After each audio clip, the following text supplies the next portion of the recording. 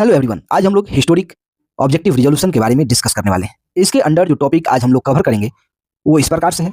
सबसे पहले हम लोग डिस्कस करेंगे ऑब्जेक्टिव रिजोल्यूशन के इंट्रोडक्शन के बारे में। फिर हम लोग ऑब्जेक्टिव रिजोल्यूशन के की प्रोविजन के बारे में डिस्कस करेंगे।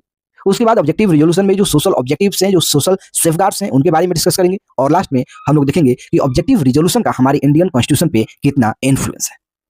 तो एक बात आपको ध्यान से सुनना पड़ेगा कि जो हमारा इंडियन कॉन्स्टिट्यूशन है वो केवल लॉ बुक नहीं है, वो एक विजन डॉक्यूमेंट्स है। वो डिसाइड करने वाला था कि फ्यूचर का जो इंडिया है, फ्यूचर में जो इंडिया होगा वो कैसा होगा, किस टाइप का होगा, वो सेकुलर होगा, सोशलिस्ट होगा, कैपिटलिस्ट होगा, किस टाइप का इंडिया होगा, ये डिसाइड करने वाला था हमारा इंडियन कॉन्स्टिट्यूशन। लेकिन इस विजन का जो मेन फाउंडेशन था वो था ऑब्जेक्टिव रिजोल्यूशन। इस ऑब्जेक्टिव रिजोल्यूशन को 13 दिसंबर 1946 को पंडित जवाहरलाल नेहरू ने कॉन्स्टिट्यूएंट असेंबली में पेश करते हैं और इसको सर्वसम्मति से कॉन्स्टिट्यूएंट असेंबली के द्वारा पास भी किया जाता है। अब आते हैं हम लोग इसके की प्रोविजंस के बारे में जानते हैं। तो जो ऑब्जेक्टिव रिजोल्यूशन है वो इंडिया को as a sovereign republic declare करता है। सोवरेन का मतलब है कि इंडिया है अब अपना डिसीजन खुद से लेगा, किसी फॉरेन कंट्री के अधीन होकर के या किसी फॉरेन कंट्री के इन्फ्लुएंस में आकर के अपना डिसीजन नहीं लेगा। और रिपब्लिक का मतलब है कि यहाँ पे जो हेड ऑफ स्टेट होंगे वो इलेक्टेड होंगे।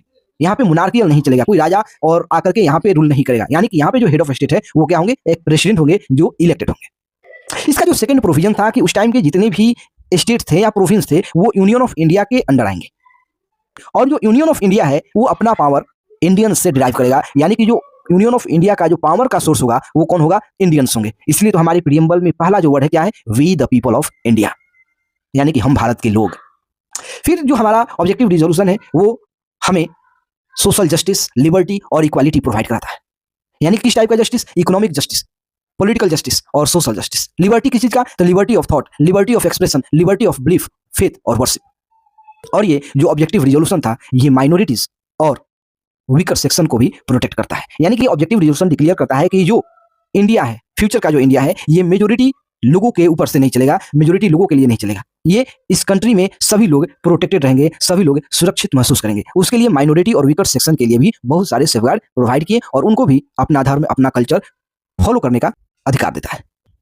और फिर जो नेक्स्ट प्रोविजन है कि जो इंडिया में डिफरेंट डिफरेंट कल्चर के लोग हैं, डिफरेंट डिफरेंट रिलीजन्स के लोग हैं, डिफरेंट लैंग्वेज के लोग हैं, डिफरेंट होने के बाद भी ये लोग एक साथ रहेंगे, यूनाइटेड रहेंगे और यूनाइटेड इंडिया का निर्माण करेंगे। तो ये था हमारा हिस्टोरिक ऑब्जेक्टिव रिजोल्यूशन।